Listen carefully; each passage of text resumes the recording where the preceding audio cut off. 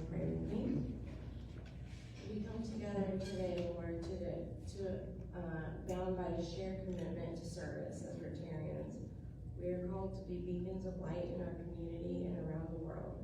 We know that a single candle can illuminate a room, and that a small act of kindness can spark a chain reaction of change. Today we pray for the wisdom to see the areas in our community that need our light. Grant us the courage to act even when the path is not clear, and the compassion to serve those who feel lost in the darkness. We recognize that the world is in constant motion, and with change comes both challenges and opportunities. Help us to be resilient and adaptable, embracing new ideas and approaches while holding fast to the core values that define us. We may not just react to change, but actively drive it for the betterment of all. Bless our leaders, our members, and our projects. May our work continue to be a testament to our purpose, and may we continue to be a force for good in Columbia and beyond. We ask that you bless the food that is in front of us, and thank you for the hands that prepared it. In your name I pray. Amen. Thank you, Gracie. We have a guest pianist today, Chuck Bowman. Chuck, thanks for being here. And we're going to do the national anthem next.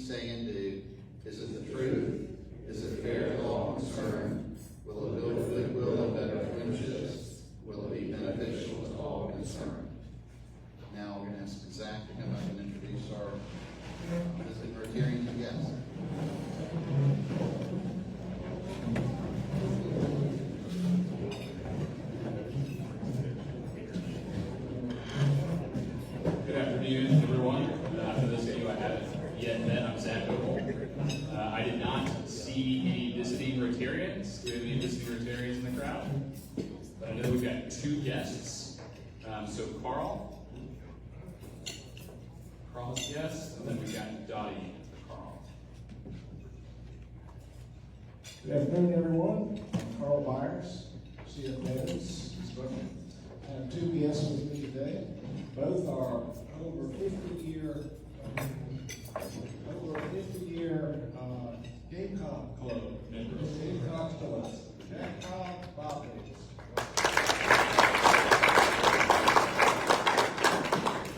And then over to the left, we've got Dottie. Aaron.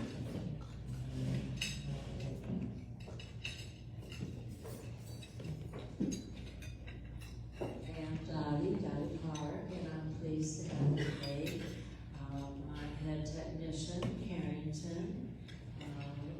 Carrington's been with us for over a year and a half.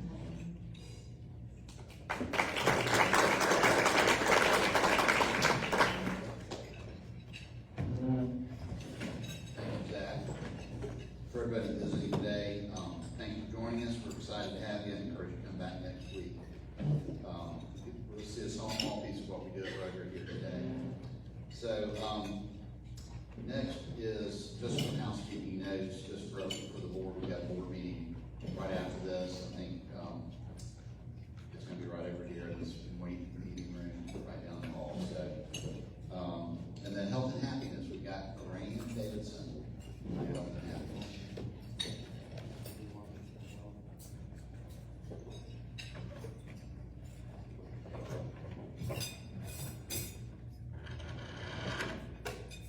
Hello, everybody. All right, today I have the card message. We just completed 2 months of our Rotary year and collected $988 towards this year's goal of $8,300. We need to average $692 a month to meet that goal. Our current average is $395, which is 43% below what we need. It is important to know that $550, 61% of our $988 total came from just 2 club members who contributed checks. It's still early in the year and we have plenty of time to reach that goal, so remember the blue bucket on your table.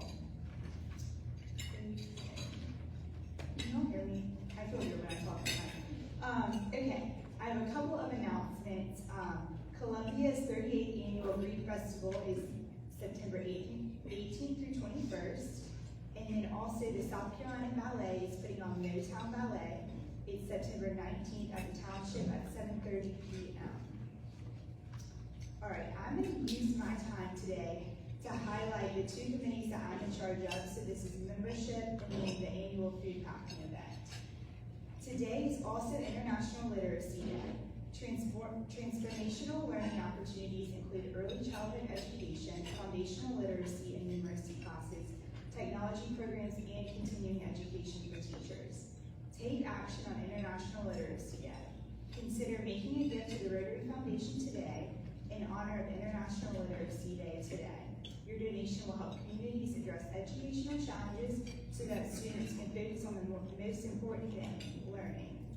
Another Rotary announcement is next, Mid-Atlantic RLI is hosting a Rotary Leadership Institute on Saturday, September 20th at Midlands Tech. This is a dynamic, interactive, and fun way for new Rotarians and prospective and existing Rotary leaders to network, share, and learn with the doers of Rotary. For more information on how to register, you can contact me and I'll give all of you that. Okay, now on to membership. I wanted to give y'all a little bit of an update on our membership in this club. So currently we have 126 members. 72 of those members are active members, 6 of them are corporate members, 41 of them are R85 members, we have 1 honorary member and 6 staff positions. Our club thrives when we bring in fresh energy, new ideas, and more helping hands. Please continue to reach out to potential members in your network and invite them to come to one of our meetings.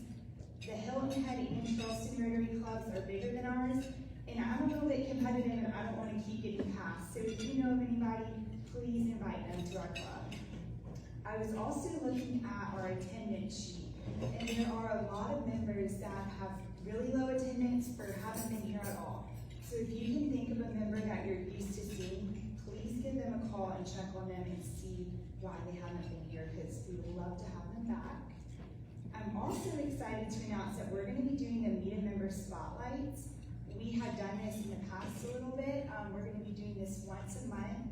So if you want to talk about yourself, you're more than welcome to contact Billy Kenny. But if you don't want to talk about yourself, I'm sure he might contact you anyways to do this. So we're going to start that off next week with Zach. That'll be really great. And then in October, we're going to be having Committee Day. I know Laura talked a little bit about this. My committee being Membership Committee, I would love anybody in the club who wants to help with membership and help promote our club to be on that committee with me. If you do want to be on the committee, it's just going to be finding ways that we can gain new members, promote our club, and then also we will be doing a fireside chat for the new members. This will be in October, and so we'll be planning that and then helping with the future fireside chats. And then lastly, I'm also in charge of the food packing event, and if you've attended, it's going to be the same time, so it's going to be the first Saturday of December. I'm 90% sure of this, so don't hold me to this yet, but I'm pretty sure it's going to be the morning of December 6th. So go ahead and mark your calendars. I really want to try to increase the number of meals. Last year we did it really, really fast, and we had a lot of helping hands. So if we can get even more people this year, I know that we can do a lot more meals. Please bring your kids, as long as they're older than 12, and your coworkers, your spouses, anything like that. I really want to make it fun. I might actually change it up a little bit and do teams or something. I want to try to make it a little bit more interactive. And so be on the lookout for that. And then also we have the same man who helped us last year, Tom Smith, with the outreach program. He's going to be helping us again this year. So it'll be really great. Please mark your calendar for that. And then I'll let y'all know if anything changes. So that's all the announcements I have, but just be thinking about membership, and if you want to join my committee, please text me. I would love that. I hope y'all have a great week.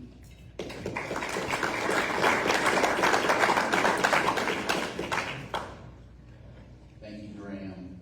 Graham does a great job with these things. If you haven't done the food packing event, I've done it like 4 or 5 years in a row. It's a lot of fun. It's very rewarding. So come join us. I know we've got a lot of things around the holidays. We've got bell ringing that Andy's going to head up again this year. So we've got both of those two things. But they're both a lot of fun to do. I encourage you to do them. And the membership, as y'all know, is the lifeblood of this club. You got a closing at 11 o'clock in Lexington for a real estate purchase. And one of our past members was there, and she said, hey, I'd like to become active again. Can y'all email me what I need to do that? So, like Graham said, just try to think about not only members that are here, that are current members, but like she said, people that haven't come in the past or haven't come recently, old members, and then anybody else. I think we got a great lineup of speakers thanks to Laura, so it should be a lot of fun. So with no further ado, I am going to ask Andy Shane to come up and introduce our speaker.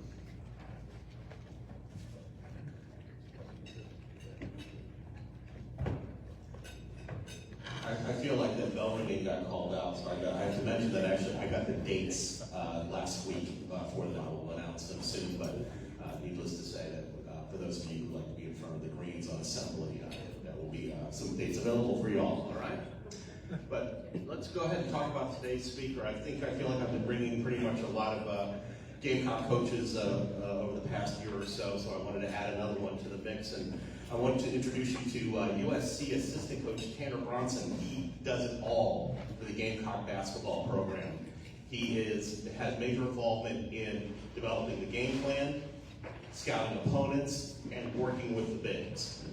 He has also helped recruit players, including Colin Murray Boyles, who, as you all know, went 9th overall in the NBA draft to the Toronto Raptors earlier this year. Tanner is entering his 9th year of working with USC head coach Lamont Paris. They have together turned around now 2 programs. First, at the University of Tennessee, Chattanooga, where they went from having a record of 10-23 in year 1 to a record of 27-8 by the 5th year, making the NCAA tournament. At South Carolina, Tanner was part of Paris' staff in the greatest single-season turnaround in program history. That was in 23-24, but as you know, the Gamecocks went 26-8 and went to the NCAA tournament for the first time in 7 years. He's a native of Glendale, Wisconsin. He joined the University of Wisconsin basketball program as a walk-on and eventually got a scholarship there. And he actually was part of 4 tournament teams at the University of Wisconsin. He's been an assistant head basketball coach for the Sioux Falls Skyforce in the G League, that's the development league for the NBA, as well as at UNLV and at St. Louis. And at St. Louis, his teams made 3 NCAA appearances. Coach Paris has credited Tanner with being a talented teacher, evaluator, and recruiter who builds a championship-winning culture. And I'm sure what he's most proud of is the championship culture he has at home with his wife Jen and their 3 sons, twins Max and Otto and Henry. So please welcome Tanner Brunson.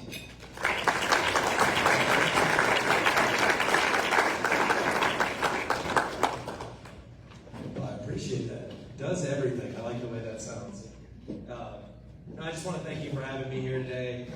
It's kind of special for me. My grandfather was a member of the Rotary, so as I was growing up, he always talked about how important it was to him. So he was a part of it for over a decade back in Milwaukee, Wisconsin. So this is pretty cool for me, and I know that was always a special thing for him. We got a chance to talk a little bit about my background and resume here.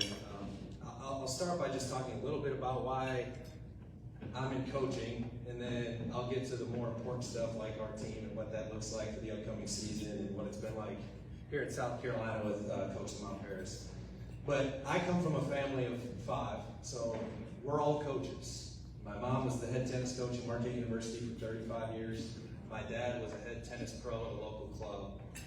My sisters, my 2 older sisters, one coaches Division III basketball team at Carroll College back in Wisconsin. My other sister, she is a high school basketball coach, won a state championship. So I'm probably the 5th best basketball coach in my family.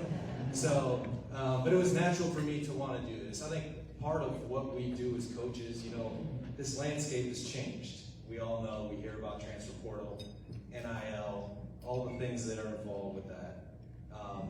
But what it comes down to is when I first started into this, I wanted to be a teacher. I enjoy teaching. I really like working with this age group.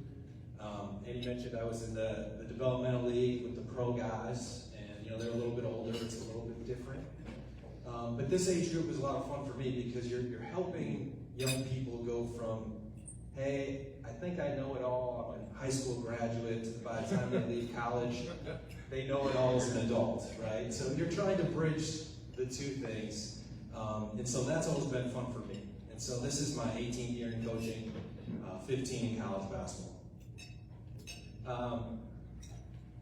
Coach Paris hired me, this was 8 years ago, so we're on year 9 together. I was his first hire in Chattanooga, and part of the reason that I think he saw me was we had a connection at the University of Wisconsin. I played there for 4 years. Coach Paris has an incredible resume at the University of Wisconsin as an assistant coach. Now he never coached me, but we have a lot in common. Both the guy that coached me, Bo Ryan, who's in the Hall of Fame now. He was in Springfield, got inducted in Springfield last year, was the head coach when Coach Paris was there. And then I had played for him and he had coached with him. When he had been there, he was there for 7 years. And to give you an idea of the success that he had there, they went to 6 Sweet 16s in 7 years. They won multiple Big Ten championships. They played in 2 Final Fours, including the national championship game. And I think when we got to Chattanooga, our thought process was the same. And how we approach recruiting, how we build a program, what it looks like, the type of people that you want in your organization. And so, the first year, anyone that's been involved in sports and follows their sports teams, that first year is always kind of a struggle, no matter what it is, right? If you go from one place to another, you're starting over. the kids that are on the team already, you didn't recruit them. They don't have a relationship like that with you. And at the same time, they might not fit the style that you're looking for. But I think for us, it's always been about a couple things. We want people in our program that have an appreciation for being there, right? And I think that gratitude and that appreciation will take you to a different level. You know, Andy mentioned Colin Murray Boyles, who I recruited to come here. He was at AC Flora for 3 years before he went to a prep school. There was not one other high major program that offered him scholarship. It was only Carolina.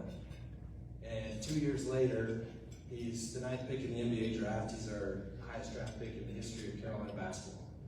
And part of the reason Colin was able to do that is he thought Carolina was the best possible place he could be. He had plenty of other opportunities. He could have went elsewhere after his freshman year. He's on the all-freshman team.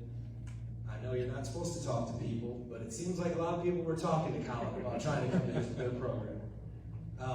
But he just had a great appreciation. And I think, you know, that is also how Coach Paris has designed his staff. It's the same way that when we recruit, that's what we look for. So it's a big part of our philosophy. And once we're able to kind of get that, we're always going to evaluate talent.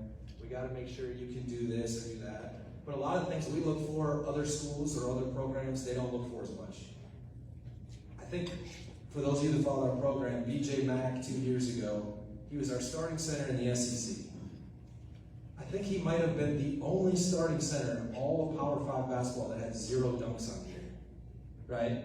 So when you look at kind of our philosophy, well, it's not that he couldn't dunk, it's what could he do? Well, he had a great basketball mind, he was competitive, he understood the game, he was about the right things, he wasn't just about BJ. And so I think that's kind of most of our philosophy, most of Coach Paris's philosophy. We got there at Chattanooga, we had the same thing. We had to make some changes with some guys that maybe weren't our type of guys, that had other opportunities. We were able to slowly build a program full of people that appreciated being there.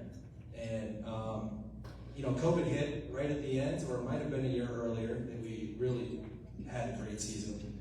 And then that year that we were 27-8, before we ended up getting the job here at South Carolina, I mean, we really had a phenomenal team. The difference between that team now and what it looks like in college basketball, a team like that will never be that good at that level anymore. Not with transfer portal, NIL, the ability to move, the difference in budgets, it's a little bit more challenging. That team had probably 4 guys that could have played and started almost anywhere in our conference in the SEC. So that was a little bit of our journey through Chattanooga. And you know, when we came here in South Carolina our first year, it was much of the same, right?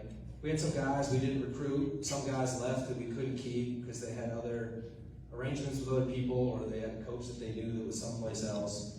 And so you hit the ground running. Like, you get the job, it's April, that transfer portal started 3 weeks ago. So you're 6 months behind, and you try to put your roster together. And then the part that we really enjoyed, and even with that group, is being able to teach and teach them. So that first year, we had a guy, you know, also that ended up playing in the NBA, Gigi Jackson. So another local product who was extremely talented. And, you know, in the NBA, we've also seen what he's been able to do. He was NBA all-rookie team last year.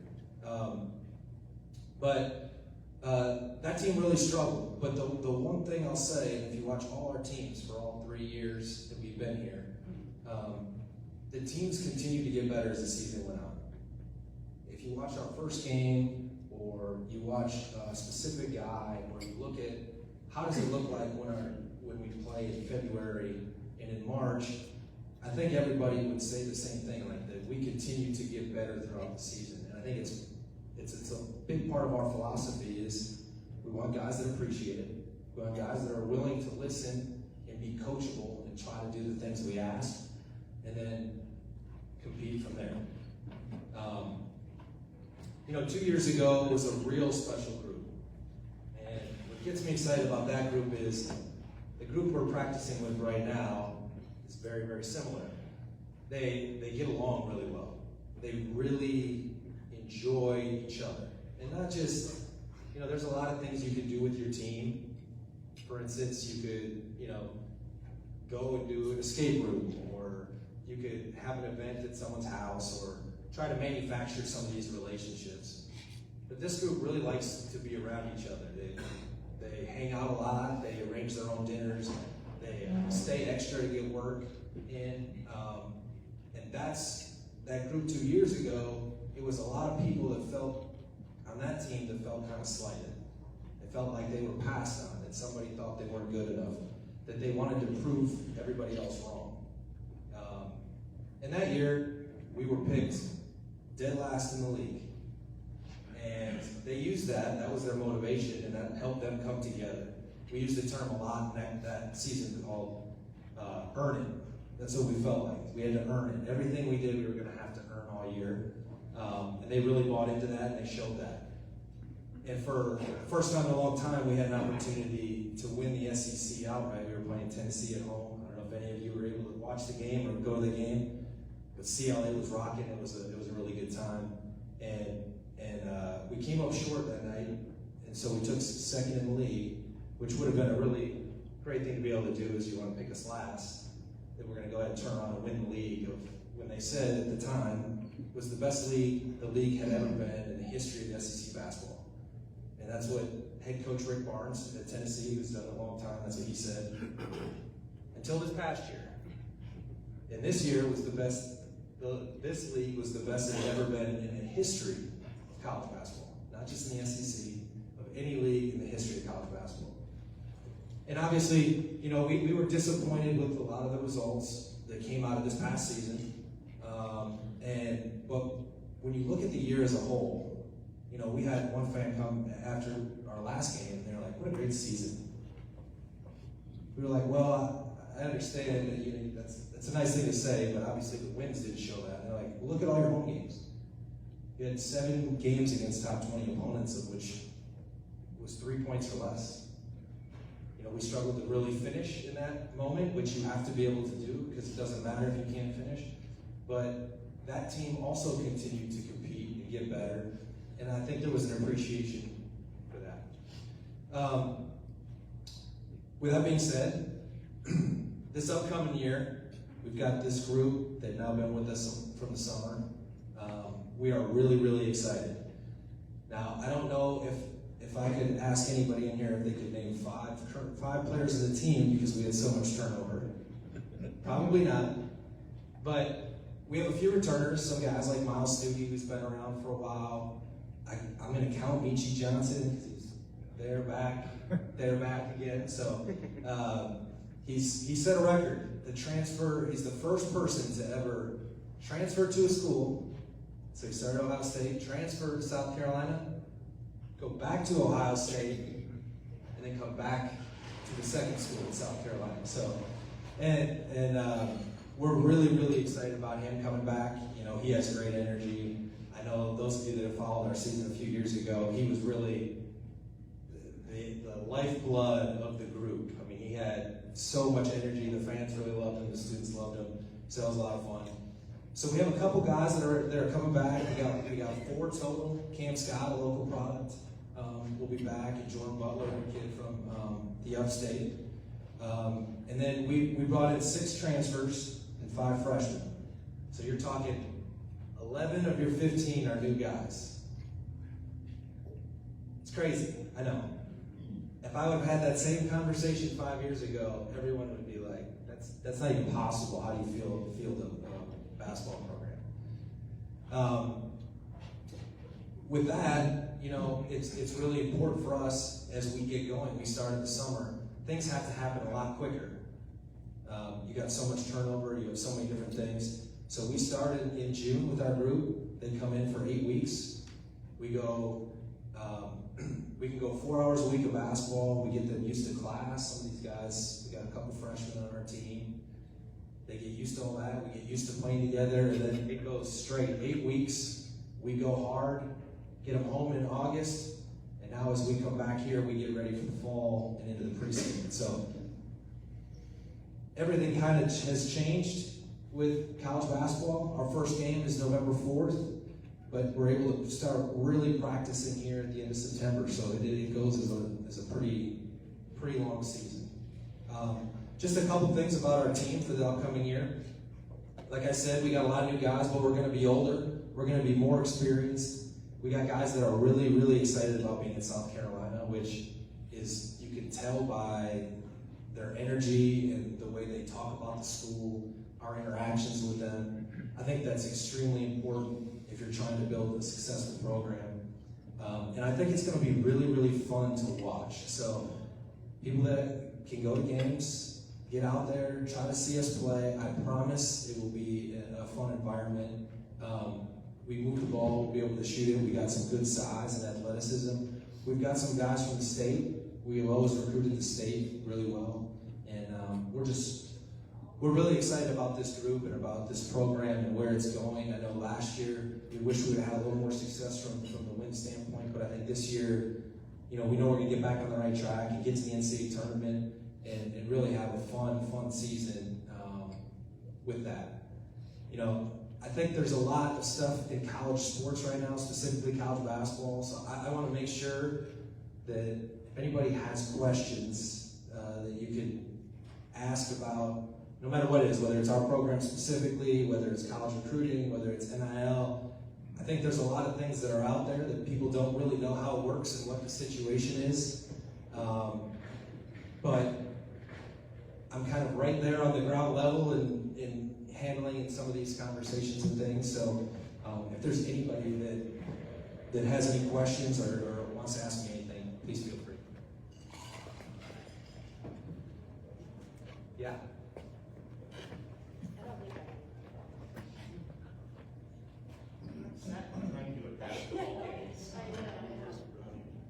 I'm really just curious if you've ever heard me. I always yell, put your hands up, move your feet, and I wear a referee jersey. So that's you. Now I know. Yeah, we had, it's been, I'll tell you what about Carolina fans though. And it is a really, really special place. Because whether it's at a football game like on Saturday, where you saw the delay and the students having a blast out there in the rain, or it's coming over to CLA and packing that place. We had several sellouts, and I have been to a lot of environments. I played in the Big Ten. I've seen a lot of other places, but when that place gets full, it really gets bumping. So it's a really unique spot. I'll make a couple of comments and a couple of questions because I've got so much to say. I went to a couple of those games last year. They were great. They were close. Did you have a law school student on the team? I mean, if you have a graduate student, that's one thing, but a law school student, that's phenomenal. We might have been one of the only schools in the country to have a law school student playing Division I basketball. So from our knowledge, he's one of two ever. Okay. And what was also unique is he got injured early in his career at Illinois, and so he also had the COVID year. Well, he graduated from Illinois in 3 years, and then so he had 3 additional years, so he actually completed his law degree while on the basketball team. So he did 3 years of law school on our roster and finished in the top 10% of his class. That's awesome. It's a tribute to the school too for letting him do that. Yeah, I mean, it was great. We had conversations, and the way it worked, and Coach Paris was great. I mean, his thing is always academics are first and what you need to do. If there's a problem academically, you're not coming to practice. You can figure that out later, and we'll deal with that part in a second. And I think it shows because he had to miss some practice. There's certain things in law school you could say, well, I'm not going to be there today. No, you're going to be there. And that's part of the curriculum. But they were very good and flexible, and so was Coach. So it was a really neat experience. That's great. So Eli's gotten a lot of publicity, some self-promoted, of course, on his social media. What 2 players that are new are you really excited about coming in? Don't talk about Michi, we know about Michi, but what 2 new players are you excited about? Man, I'm going to give you 3 because you mentioned Eli. I'll count him as one. All right. He's a very unique individual. Anybody that doesn't know Eli Ellis, just Google search him. And I don't think it comes up as basketball player, it comes up as social media influencer. But he's very, very competitive. I mean, might be the most competitive person I've ever been around. But the two other guys that come to mind are, we have a kid from Utah, Mike Shramjams, and he's from Mongolia. They call him Mongolian Mike. He is 6'8", and he's a combo guard, so he basically plays the 2 or the 1. He can really see the floor. He has great feel, good athleticism, very, very competitive. I think he is someone to really get excited about. I think people are going to be really excited to watch him play. And the other one is a kid from North Carolina who's very, very talented, Elijah Strong. So he was transferred from Boston College. He started for them for 2 years. And what's unique is he's only 19, even though he's already had 2 years of college basketball. So he's still really growing. But I think those two guys, obviously Michi, we talked about, and Eli, I think there's a lot of excitement around that. You know, we had our kid from France, Chris, who was at Providence last year. We haven't had a lot of time with him. He has a chance to be really good. He's 7 feet, almost 300 pounds. I mean, he is a big, big guy. But he's got really good skill and feel. We're still trying to figure it out because we've only had a couple days with him.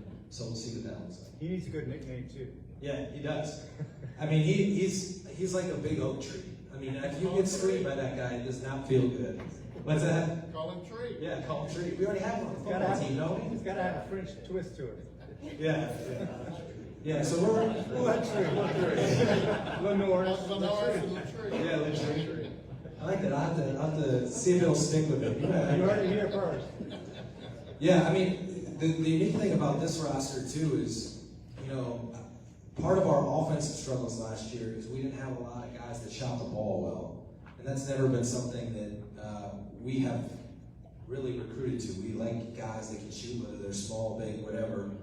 This roster has a lot of shooting on it. And we're very excited about that. So I think hopefully we can put up some points this year. All right, I'll take a point of personal privilege with the microphone.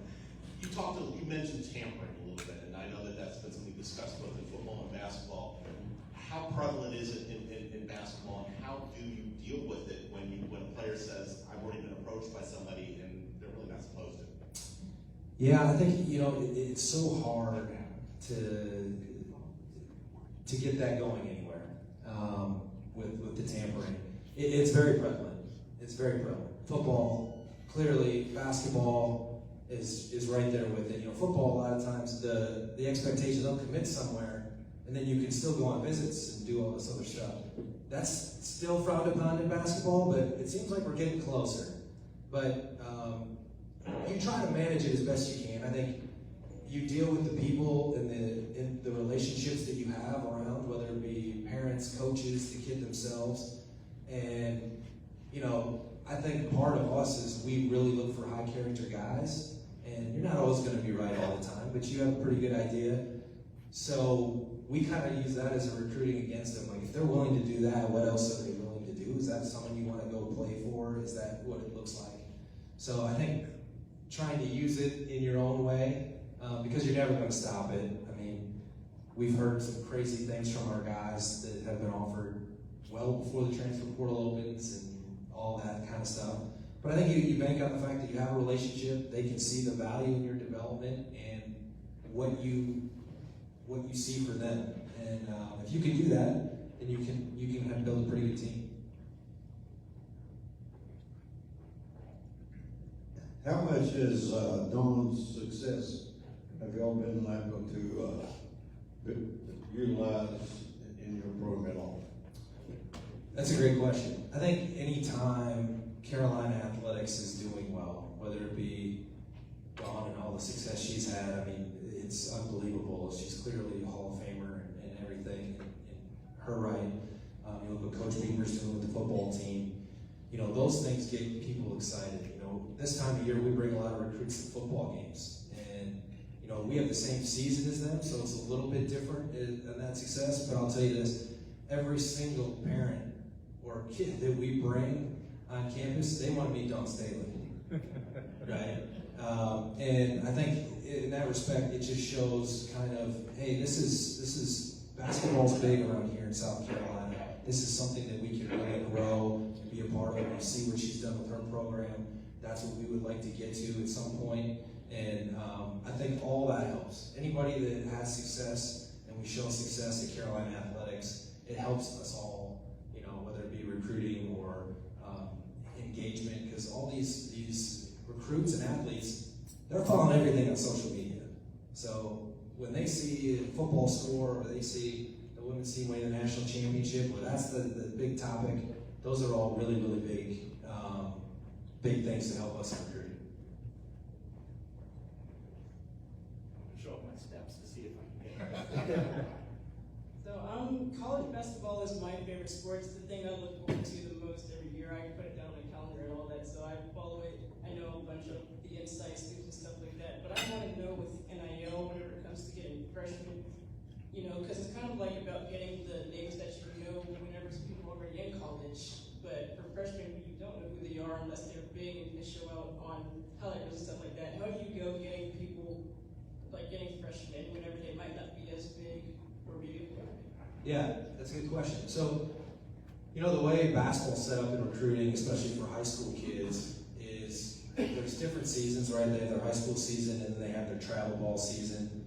And throughout the years, you know, all of us coaches have built some version of relationships or connections with a lot of these people. So very rarely does a kid not get to seen if they're trying to get to our level, because the travel programs pick them up. They recruit those kids now. Some of them even get NIL now to go to a different school, which is crazy in high school. But so then we're able to go watch in the summertime. So we spend a lot of time. You know, one question I got asked, I think my neighbor asked me this about a month ago, and like, well, what do you do when basketball season's not going on? Like, what do you do for your job? And I was like, well, basketball is a very small percentage of what I actually do. You know, whether it be recruiting or connecting or things like that.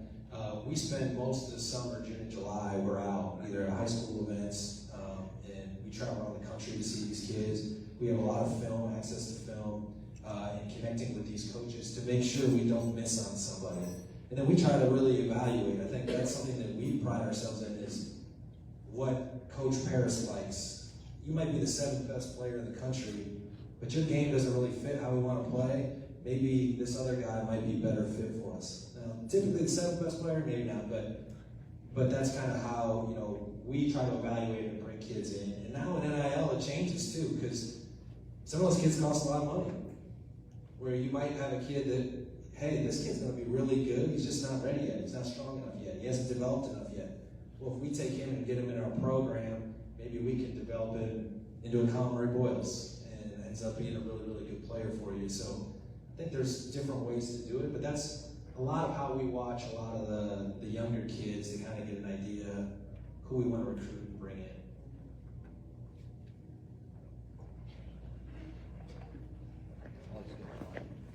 Can you talk about Miles Stude's health and how he's gotten back on his journey?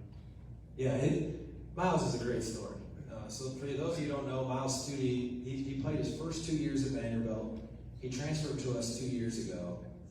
Last year, we're about 11 games in, and he had a blood clot in his leg.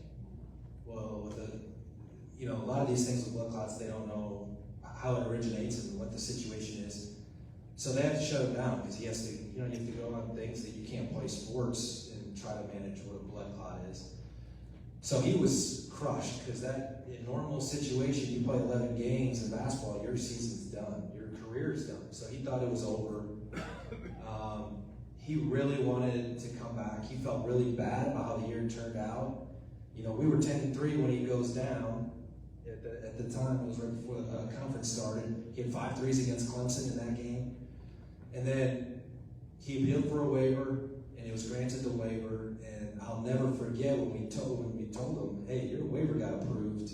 You can come back, and you could see the appreciation and the gratitude that he gets to play one more year of college basketball in a way that's, until you go through it and you feel like it's gone and now it's coming back, he has been working at it. He knows all the answers when coach asks questions. He is really, really engaged. So we're really excited about his leadership. He knows the program. He knows what we're about. But also, we're just happy for him that he's back out there and that he's really gonna have a chance to contribute. How much do you all practice every day, and what are the elements of your practice? I mean, shooting, one-on-ones, just what do you do? Yeah. And are any of your practices open to the public? So we typically don't open the practices to the public. It depends on the time of year. So the season can be long. If you think about it, if we have them in June and July, that's 2 months. Then we've started, when they started school here in August, they'll play the season through March, so September, October. 6 months, and then we'll go into the transfer portal and stuff. But, so it's kind of broken into segments. When they come in the summer, our big thing is we want the guys to just get used to playing with each other. You know, there's so much turnover now. It might be different in years past where you got a bunch of guys coming back. So we play a lot of 5-on-5. They get used to playing with each other. We talk a lot about offense. We're not trying to grind them in the summer, knowing that it's going to be a lot more defense here in the fall. So we do a lot of team stuff, but we always start out with a couple of weeks of just individual development stuff, where we small groups, one or two guys with a coach, and we try to identify 1 or 2 things, mostly one thing that they can get better at. So if you're going to go in the gym on your own, instead of doing the double step back, behind the back, crazy shot, right? Just get really, really good at making your right hand hook, or something really simple. We try to break it down as simple as possible. And so that gives them something to work on in the meantime. So they should be working on that throughout the summer as we're working with our team. And now as we come back, we're starting to already institute more team defensive stuff. But we still only get 4 hours a week with us and 4 hours a week with the strength coach. So our practices are short. They're only about an hour 15, 3 times a week.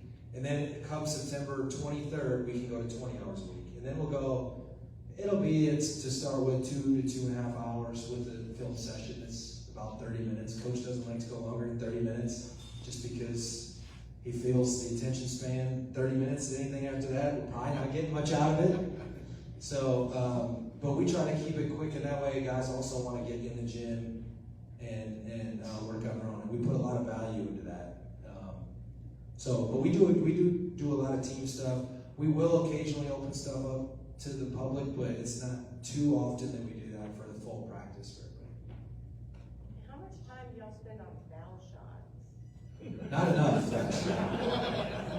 Not enough last year. I can tell you, I spent a lot of time with Nick Pringle on his foul shot last year. But yeah, we do. I think a lot of it too, we try to make it pressure situations because, even like last year, you got guys that'll go, all right, 24 out of 25, and then they're shooting 54% from the free throw line. Well, it's different when you're up there and you're standing and there's 18,000 people yelling at you, but it doesn't help any when it doesn't go in. So, but it's something that we implement a lot in practice every day, both as to get extra free throws, but then also pressure free throws. Anytime they're about to run, they have a chance to either run more or run less. The guy steps in line and make it. So. Well, free throws can win the game. I think we had 3 games this year that we lost solely on free throws. Solely on free throws.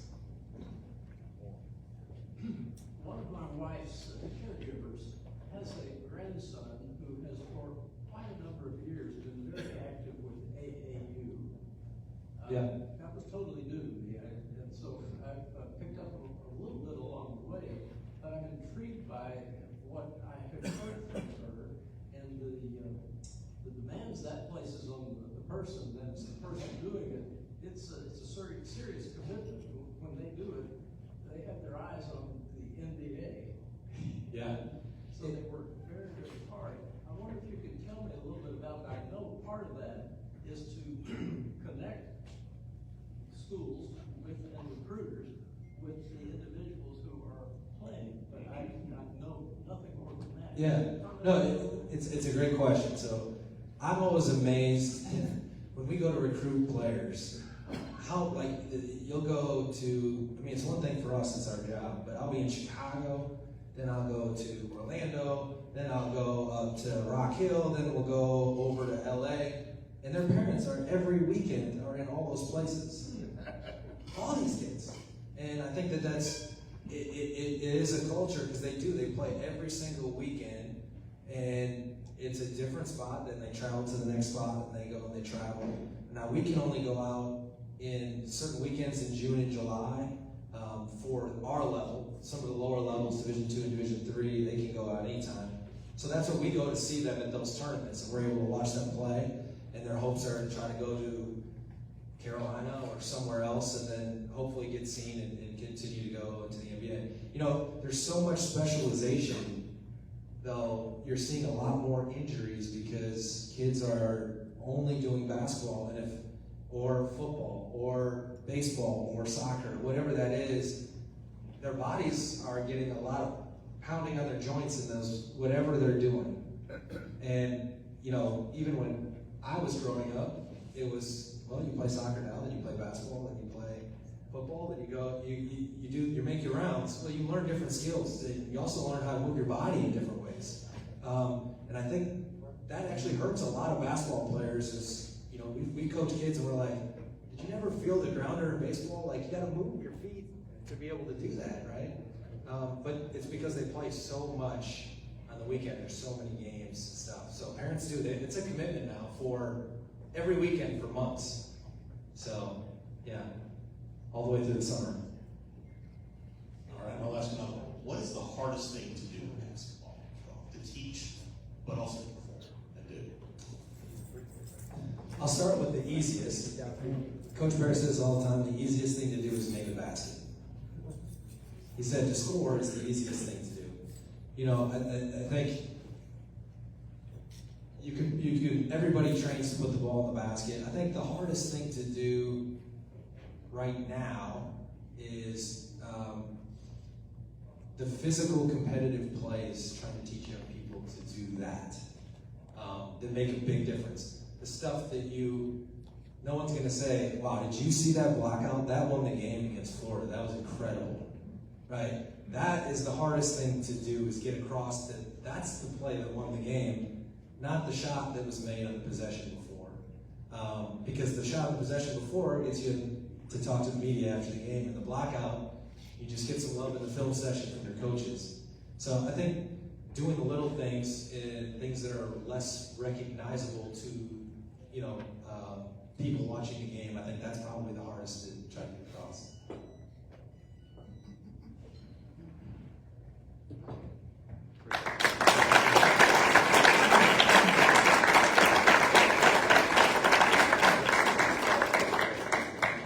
Thank you.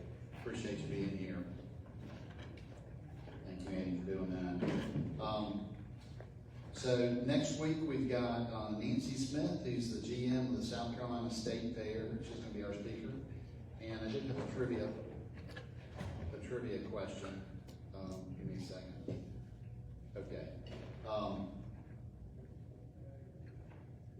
This is whoever gets this first, text me or email me or call me, whatever you want to do. $20 gift certificate to your favorite restaurant. Which dog breed was traditionally kept by monks in the Swiss Alps to find lost travelers? And we're going to do the song next.